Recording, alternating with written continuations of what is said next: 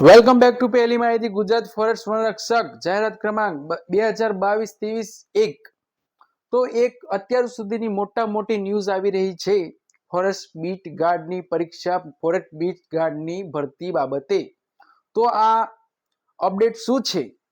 તો નોર્મલાઇઝેશન થઈને માર્ક્સ કઈ તારીખે આવશે તે જાહેર થઈ ગયું છે। પ્લસ ફોરેસ્ટ બીટ ગાર્ડની શારીરિક કસોટી માટે જે 8 ગણા ઉમેદવારો બોલાવવાના છે તેમાં 40 ગણા ઉમેદવારો પણ થઈ શકે છે।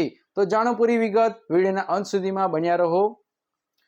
તો ગુજરાત ગૌણ સેવા પસંદગી મંડળના સચિવ શ્રી હસમુખ પટેલ સાહેબની ટ્વીટ આવી છે કે પ્રિય ઉમેદવાર મિત્રો, ફોરેસ્ટ ગાર્ડની પરીક્ષાના ઉમેદવારો માટે માર્ક્સ અને નોર્મલાઇઝ માર્ક્સ જોઈ શકે તેવી લિંક તારીખ 6 ઓગસ્ટ સાંજે 5 વાગ્યાથી શરૂ કરવામાં આવશે।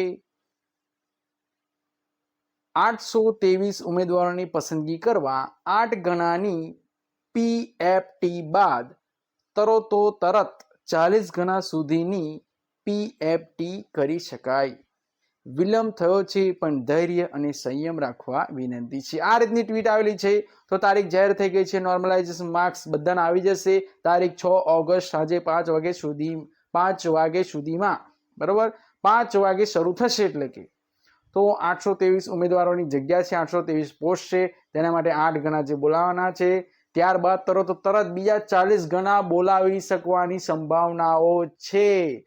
તો આ રીતની ચોક્કસ માહિતી મેળવવા માટે યુટ્યુબ ચેનલ સબસ્ક્રાઇબ કરો અને જો વિડીયો ગમે તો તેને લાઇક કરો અને જરૂરી લાગતા હોય તો ઉમેદવારોને શેર કરો જેથી કરીને તેઓ પણ આ માહિતી મેળવી શકે।